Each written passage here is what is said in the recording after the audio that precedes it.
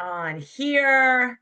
All right, beautiful. All right, welcome, welcome. It is a glorious Wednesday, and this is our monthly FitFixNow mentor meeting. And we always say that people are going to show up whether you're here live. This recording goes out to everybody.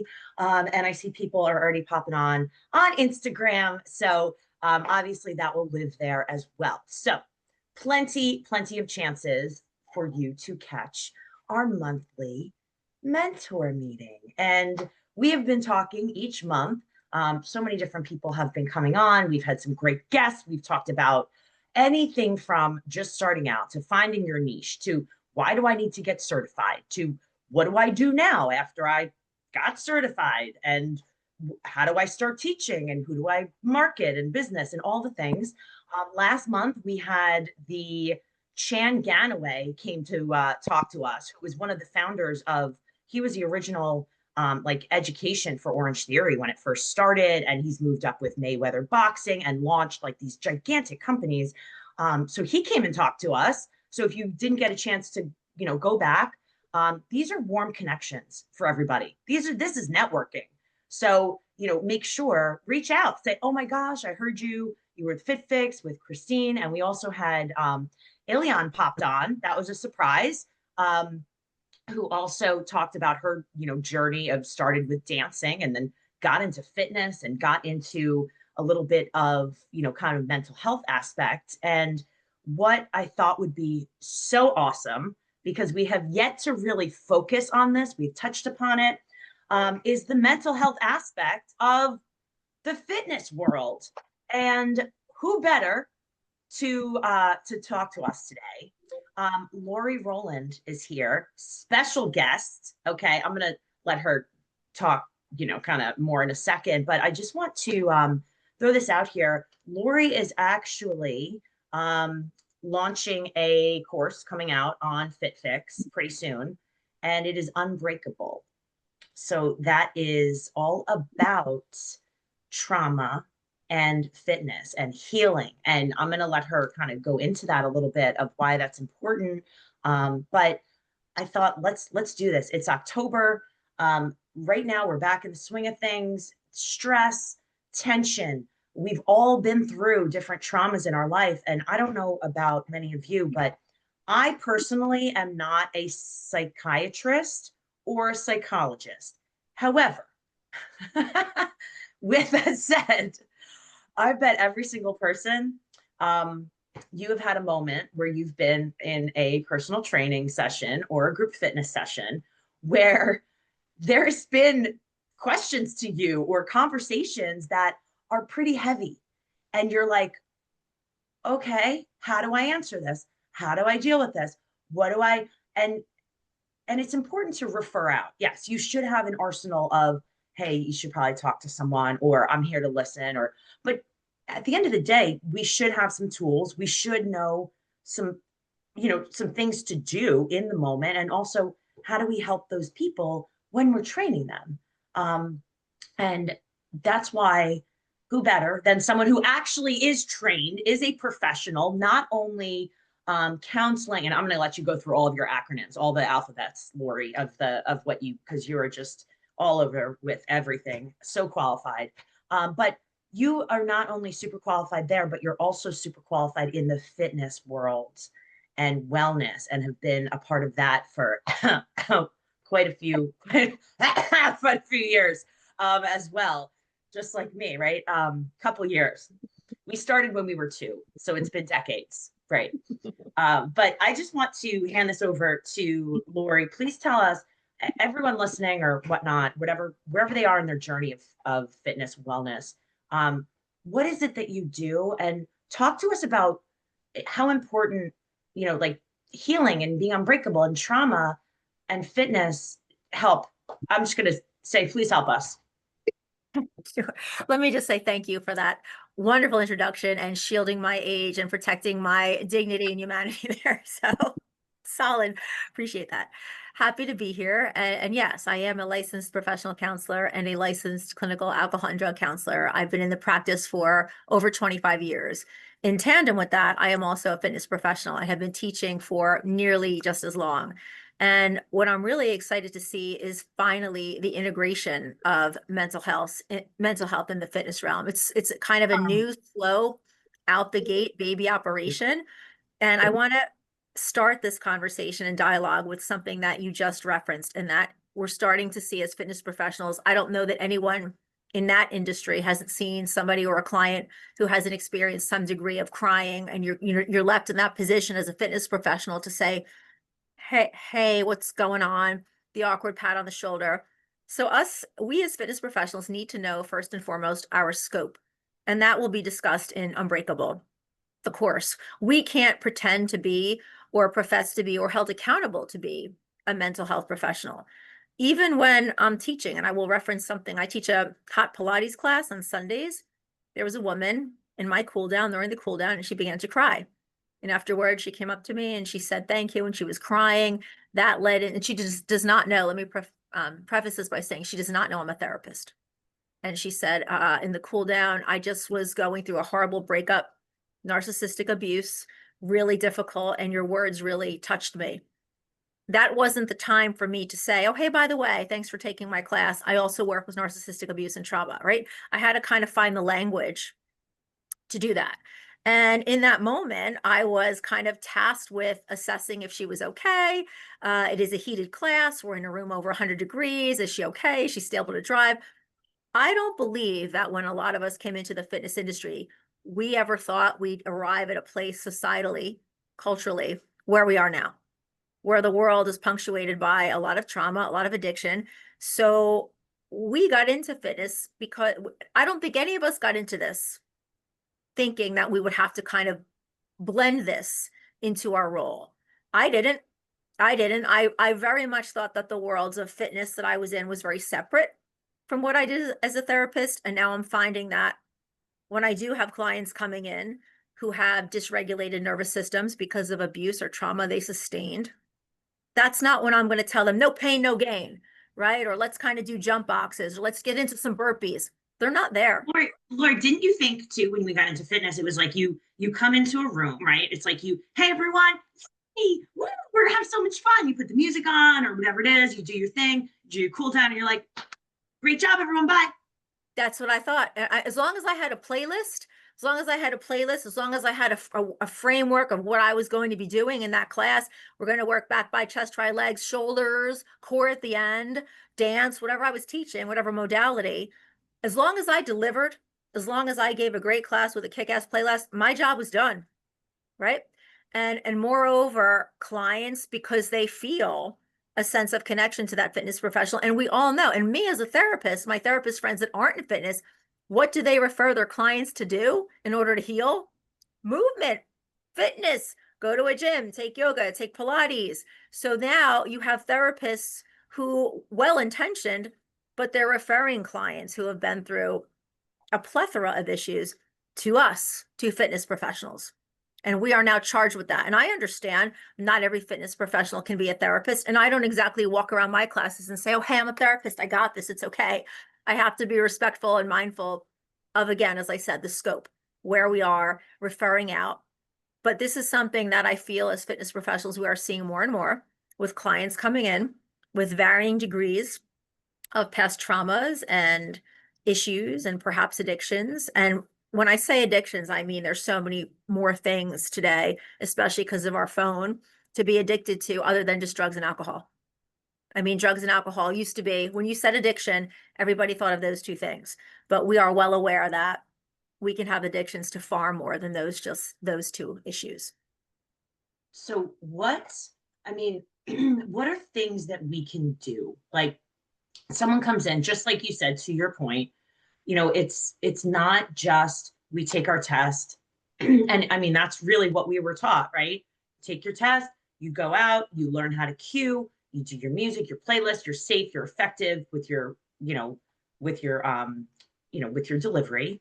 And now, what are some things that people can do, I guess, maybe a before class, after class? Are there things you would say for someone that is just maybe they're just starting out, or maybe they're like looking for new, new tips on how to better connect or better help? Are there certain words or certain things you would say as again, putting on both hats as a therapist, that's not, you're staying in your lane as a fitness professional, but you're also being empathetic and, giving them maybe the right advice? I don't know. Sure, I think that is contingent upon the setting. So if you're coming in to teach a group fitness class, I don't feel it's necessary to come in and give a blanket statement to the whole class, right? Because it's understood that this is a group X class. But in a group X setting versus, say, private practice clients or a studio-based situation where there's a smaller clientele, right? Being cognizant of the framework of where you are and where you're teaching and the scope of the classroom. So, but let's just say, let's go with the more challenging, a bigger group, maybe 50 people in your class, and you're teaching to a large group, right? A cardio hit class, whatever it may be. And you notice that somebody is struggling, or somebody comes up to you and says, "Excuse me, I just went through a divorce and I really am struggling." And your class and your music really, and what you said, those really spoke to me. And now they're breaking down. Maybe they're having trouble breathing. Maybe you are noticing some things and you've been trained in CPR. So let's look at and language and putting it out there. I'm not trained in this. I'm glad that you took the class. If you tell me a little bit about what's going on, I can make a referral and maybe make some recommendations. So having a cache of referral bases for yourself as a fitness instructor, what to do, depending on where you teach, because that's an awkward situation that I even have colleagues that are put in that position where people in their class have had a moment, and the instructor's left kind of going, I don't know what to do. And that's fair, because how many tasks can you charge a fitness instructor with, right? But language and assessment, and that's really discussed in Unbreakable. We're looking for things like breathing irregularities, hyperventilating, crying, signs and symptoms that a client might be giving that denotes to us that there's something going on. And then being able to have the skills and language to refer out or assess for immediacy and acute situations, right? So you're kind of looking for all of those things and being aware of it. In a smaller setting, what if you have a client who just came back, say, as a veteran or involved in military, and they had some serious degree of military combat exposure and loud noises? This is not the client you're going to stand behind and say, "Let's go." That's going to really not go well with that type of demographic. I do work with that demographic in my practice and being cognizant of that. So getting a background, right? So when you're working in that setting, as opposed to a large group, 50 plus person class, when you're maybe a trainer, getting that history on that intake, what's on your intake? And let's talk about those things. So the more you get to know about your client, the more background you have, so you can be effective and support them. I was going to say too, aside from just that military background, any sort of triggers is huge to find out, what has that person been through? Do you have a conversation with them, especially personal training? When I work with my athletes that are autistic, many of them are, a trigger for them is loud noises. So please, they're not someone that should be in a class to recommend with super loud music, whereas someone else that may be great for someone else that may cause them, major anxiety. I would love if you could, I know you talked about things you could do. If you had like a top couple things, absolutely do not do these things. What are there things like, I'm just, for everyone listening right now, like top couple that you're like, if nothing else, never do this.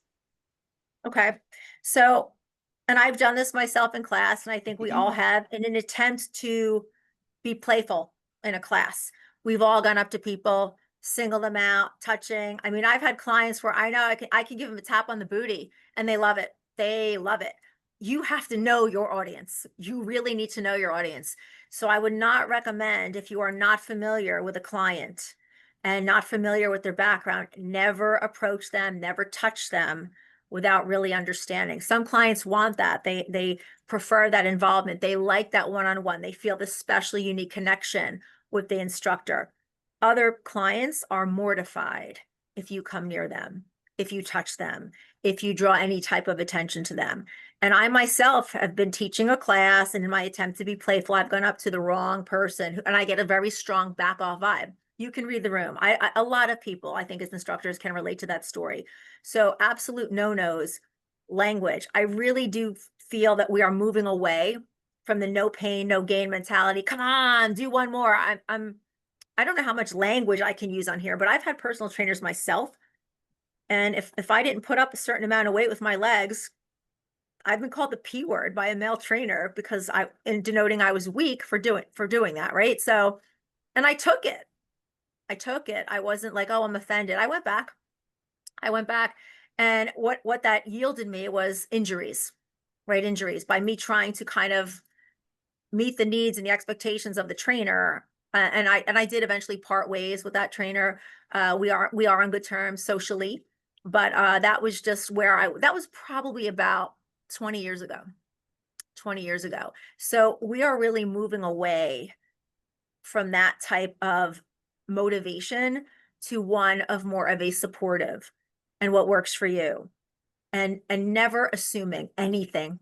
Never assuming anything. Sometimes, like say a big guy walks in, stereotypical big guy, tattoos, has that look of a short buzz cut military. Are you going to assume that he is tough and not sensitive and that everything's okay because he looks physically fit? I mean, I have a lot of clients I work with that fit that demographic, and they have been through it. They've been in high combat exposure scenarios or mortars or shelling. They come out of those professions and they sublimate into another high risk career, police, law enforcement, corrections, first responders. And they have a lot going on internally, and the expectation on them because they appear to be so physically fit. So really knowing your audience, not assuming anything, and also asking for help as a professional. And it's okay to say, I don't know how to handle this. I don't know how to handle this. And asking for help and support from either your club or your studio, and having a strong basis to refer somebody to. Great. Thank you so much for all of your wonderful just information for everyone. And I would love for you to, I know that we're going to have, there's always people that write in later with questions and whatnot, but Sure. Talk about, so with Unbreakable, transforming trauma through fitness, what can everyone expect from that and obviously we will have a big course launch, because like always new courses come out, we want to feature them and feature the authors. So what can we expect to pick up from that? I think professionals in fitness, my goal when I designed the course was for fitness professionals to feel a bit more prepared when dealing where we are societally in the present. We have anxiety and depression have significantly been amplified since 2007 when the iPhone was born, right? Especially our younger demographic. Suicide rates, depression, anxiety, that affects us in the fitness world, especially when, as I said before, therapists are referring and encouraging clients move, right? We all know that the best antidotes for depression and anxiety are experience and nutrition and movement. So as professionals, when people like that are coming in to our realm, Unbreakable will leave fitness professionals feeling a bit more equipped and comfortable when confronted with those type of scenarios, which are increasing by and large more frequently in the fitness world. We're seeing that. We're seeing that emotionality. We're seeing those symptoms. And my intention with Unbreakable is for fitness professionals to know their scope and have a bit more preparedness in how to assess, identify, and refer out those type of clientele that present to us with those symptoms and factors. I love it. So everyone get ready because that is coming out. And obviously, Lori, make sure you follow her on Instagram. We'll get all of her information out as well. Just an amazing resource, everybody. That's why we do this every month. So get ready for that. Be prepared. And Lori, thank you so much for dropping in on our monthly FitFixNow mentor meeting. I know that everyone, especially on Instagram and everywhere else that's going to watch this, is going to get so much from it. So thank you for taking your time out of your day.